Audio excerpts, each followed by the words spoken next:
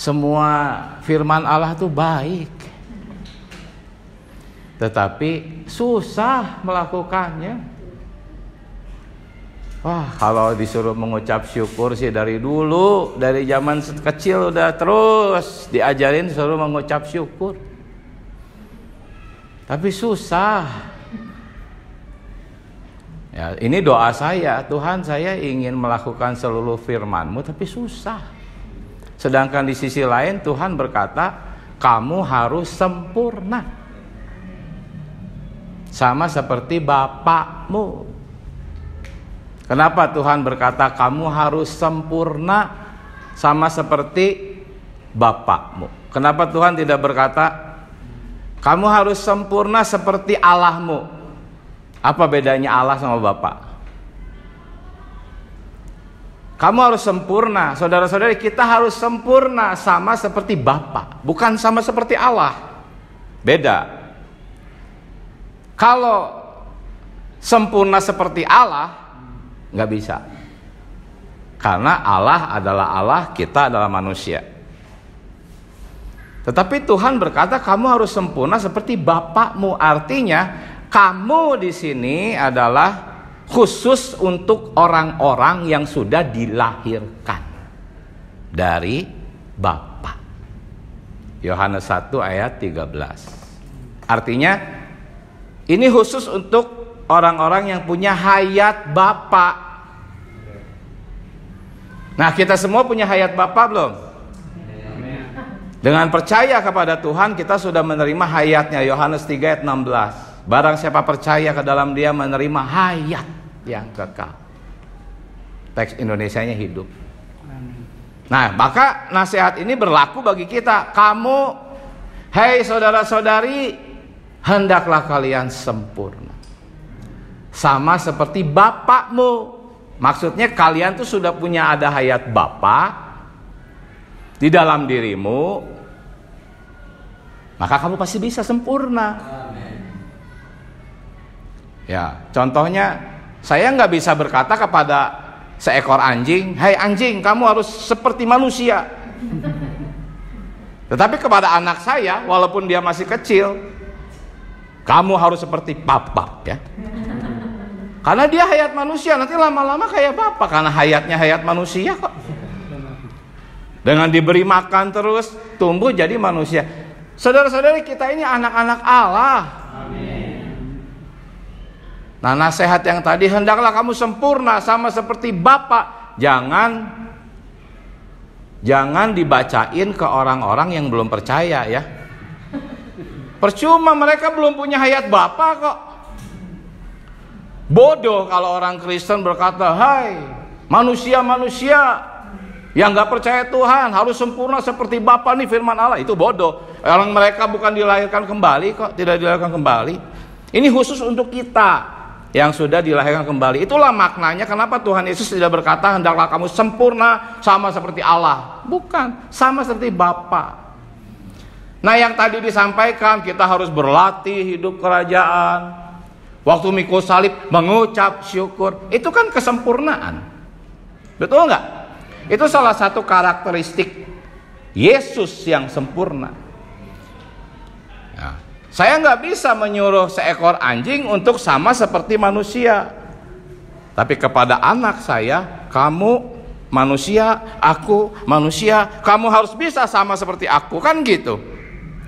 Sama Bapak juga kepada kita, kamu itu adalah anak-anak Allah, dilahirkan dari Allah. Kita sudah bahas ini, tanpa kita sadari sebetulnya kita itu Allah-Allah dalam hayat dan sifat. Maka pasti bisa menjadi sempurna sama seperti Bapa gitu. Nah, tadi saudara kita mengatakan harus latihan. Latihan apa? Coba latihannya latihan apa? Seekor monyet juga berlatih menjadi seperti manusia, tapi nggak bisa jadi manusia karena hayatnya bukan hayat manusia. Tetapi kalau monyet itu ya, saya kasih hayat manusia ke dalamnya, bisa nggak? Nggak bisa kan? Tapi kalau Allah bisa kasih hayat Allah pada kita. Ilustrasi aja, misalnya saya bisa kasih hayat hayat manusia kepada monyet. Maka oleh hayat manusia itu monyet bisa hidup seperti manusia. Karena ada hayat manusia. Ini gambaran. Kita nggak mungkin bisa kasih hayat manusia ke monyet. Ini gambaran. Tapi Allah bisa memberikan hayat Allah kepada kita. Nah, berlatih di sini berlatih apa? Bukan, aku harus mengucap syukur.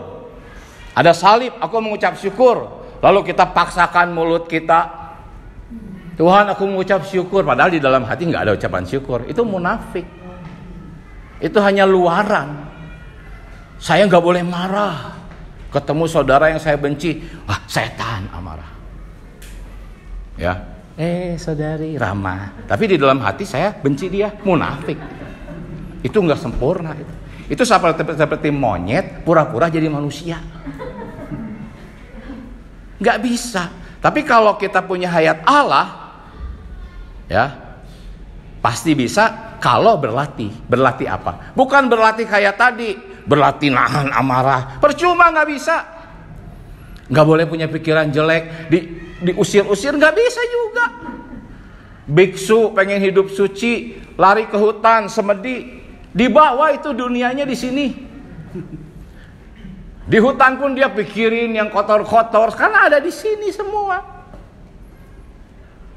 Jadi berlatih apa? Berlatih untuk menjadi sempurna seperti yang tadi digambarkan percuma. Itu kayak monyet berlatih jadi manusia. Tetapi kita berlatih menjadi Allah karena punya hayat Allah. Jadi latihannya apa? Berlatihlah menggunakan hayat Allah. Nah, ini jarang diajarkan saudara-saudari. Hari ini pun juga sulit, waktunya nggak ada.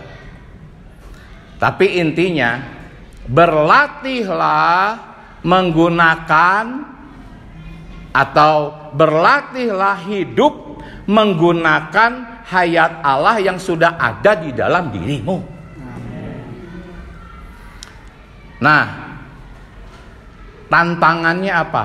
Tantangannya itu adalah kita tuh udah dari kecil tuh udah dilatih menggunakan pikiran. Kan gitu. Setiap ada masalah langsung dipikir. Ya, saudara biasanya pikirannya kuat. Jadi begitu ada masalah nggak datang kepada Tuhan, langsung mikir. Harus begini, harus begini, harus begini. Setelah pikirannya jadi baru doa, Tuhan berkati ya. Itu sebetulnya sedang memaksa Tuhan untuk memberkati pikirannya sendiri. Kalau para saudari mungkin kebanyakannya bukan pakai pikiran, pakai emosi, perasaan. Di dalam perasaan begitu ada masalah tiba, perasaan bergejolak, mempengaruhi pikiran.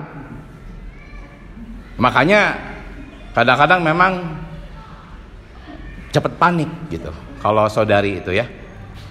Makanya sering ngadu ke suaminya berpikir, wah ada ini. Emosi sama pikiran bersatu. Nah, ketika kita hidup oleh emosi dan pikiran kita semacam itu artinya kita menggunakan hayat manusia. Mana bisa sempurna? Mana bisa sempurna seperti Bapak? Sama seperti kita, seperti monyet tadi berusaha menjadi manusia. Kita kalau pakai pikiran kita, pakai emosi kita, seperti itu. Nah, jalannya sekali lagi berlatih. Berlatih apa? Gunakan hayat Allah yang ada di dalam dirimu. Nah, sekarang saudara-saudara harus bertanya, caranya gimana menggunakan hayat? Harus punya pertanyaan itu. Ada nggak pertanyaan itu? Ya, ada kan? Bagaimana caranya? Nah, sekarang nggak ada waktu. Nanti lama-lama saudara-saudari ikut sidang-sidang akan tahu caranya. Cuman saya kasih tahu kesimpulannya aja. Tapi setelah ini pun juga saudara-saudari pulang harus bertanyanya kepada Allah. Di dalam doa, ya Tuhan Yesus, bagaimana caranya menggunakan hayat-Mu? Nah, ini doakan ya. Seminggu ini doakan terus tiap pagi. Pasti diberkati. Aku ingin sempurna seperti Allah. Aku ingin mengucap syukur waktu dapat penderitaan. Aku ingin seperti Paulus, menderita tapi bersuka cita. Tolong aku sempurna. Waktu hari Minggu aku mendengar berita bahwa harus berlatih menggunakan hayat Tuhan. Caranya gimana Tuhan? Begitu. Bagus itu, doa-doa seperti itu bagus. Percaya. Jangan sibuk minta ini minta itu. Percuma. Saudara-saudari punya harta banyak, punya sedikit harta, sama, khawatir semua orang-orang. Hartanya banyak khawatir, emosi, marah-marah. Yang hartanya sedikit juga gitu, khawatir, emosi, marah-marah, sama. Nggak ada bedanya. Tetapi kalau Anda memperhidupkan hayat Allah, Anda akan menjadi damai, sejahtera, sukacita. Jangankan cuma soal ekonomi yang semrawut. Masuk penjara itu seperti Paulus itu penderitaan yang paling hebat itu. Tetap bisa bersukacita. Mau nggak kayak gitu? Amin. Itu manusia yang sempurna itu. Amin. Manusia yang sempurna itu seperti itu. Damai, tenang, sentosa. Hendaklah engkau sempurna sama seperti Bapa, bukan Allah ya. Artinya kamu punya ada hayat Bapa. Gunakan hayat itu, latih menggunakannya. Caranya ya, caranya saya sampaikan dulu, prakteknya aja, teorinya semuanya ada datanya, ada ayatnya, ada dasar firman Allahnya. Tetapi caranya berlatih menyeru nama Tuhan. Tetapi 2 Timotius 2 berkata menyeru nama Tuhan harus dengan hati yang murni. Jadi bukan hanya sekedar berlatih menyeru nama Tuhan, oh Tuhan Yesus, oh Tuhan Yesus. Bukan, berlatih menyeru nama Tuhan dengan hati yang murni. Kalau saudara-saudari menyeru nama Tuhan, oh Tuhan Yesus, tolong lunasi hutangku. Ah, itu nggak murni hatinya. Yang dia mau bukan Tuhan. Yang dia mau adalah hutang lunas. Oh Tuhan Yesus, sembuhkan penyakitku. Dalam hatinya supaya aku bisa jalan-jalan lagi kemana-kemana. Itu nggak murni. Itu menyeru nama Tuhan nggak murni. Apa maksudnya menyeru nama dengan murni? Doa begini ya, Tuhan Yesus, aku hanya perlu dirimu. Amin. Sama-sama, Tuhan Yesus, aku hanya perlu dirimu. Sekali lagi, Tuhan Yesus, aku hanya perlu dirimu. Yang muda-muda juga harus praktekkan ini ya. Inilah caranya berlatih menggunakan hayat Tuhan. Terus, Tuhan, semua masalah kau yang atur. Aku hanya mau perlu dirimu. Amin. Tuhan Yesus, aku perlu dirimu. Amin. Terus berlatih seperti ini dan rasakan saja. Cobain aja. Buktikan sendiri. Amin. Maka saudara-saudara akan menjadi kuat. Memang mungkin masih ada rasa sakit dirasakan, tapi akan jadi kuat. Amin. Nggak mudah marah-marah.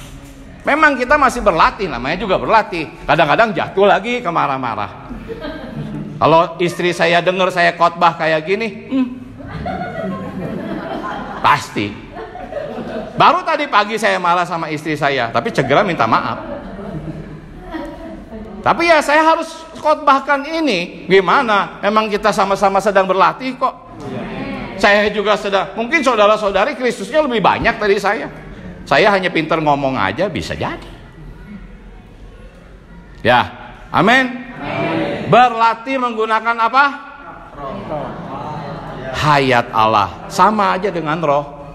Karena Roma 8 ayat 10 berkata, roh kita adalah hayat Allah. Amin. Amin. Amin. Puji Tuhan, mari kita berdoa. Tuhan Yesus, amin. Kami cinta padamu. Amin. Tuhan, kami harus mampu, Tuhan. Karena kami sudah punya hayat Allah. Amin. Hanya seringkali kami tidak menggunakan hayat Allah di dalam kami. Kami menggunakan pikiran kami sendiri, emosi kami sendiri, tekad kami sendiri, sehingga kami gagal dan gagal. Pagi ini Tuhan, latih kami menggunakan hayat-Mu. Dan hayat-Mu telah berbaur dengan roh kami. Oleh karena itu latih kami menggunakan roh kami, hidup di dalam roh kami. Tuhan Yesus, khususnya latih kami menyeru nama Tuhan setiap hari. Setiap hari, bahkan setiap menit Tuhan. Menyeru nama Tuhan dengan hati yang murni. Hanya perlu diri-Mu. Kami hanya perlu diri-Mu Tuhan. Terima kasih Tuhan Yesus, kami cinta padamu. Saudara-saudari berdoa berdua bertiga. Doakan Tuhan, latih kami menggunakan hayat-Mu, hidup di dalam roh-Mu. Tuhan Yesus. Amin.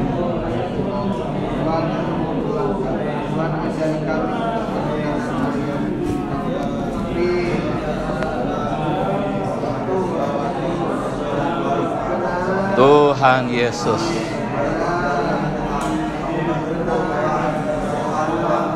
Oh Tuhan Yesus. Amin. Puji Tuhan, saudara-saudari. Sidang sampai di sini. Tuhan memberkati kita semua. Amin.